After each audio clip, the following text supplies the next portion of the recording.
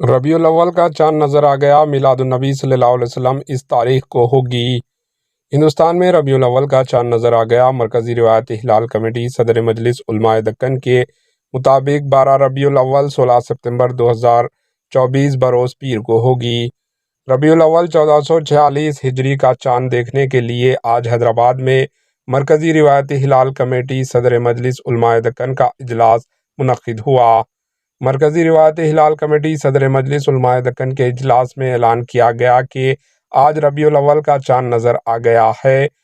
5 ستمبر بروز جمعرات کو یکم ربیع الاول مقرر ہے۔ Bureau report AHN news.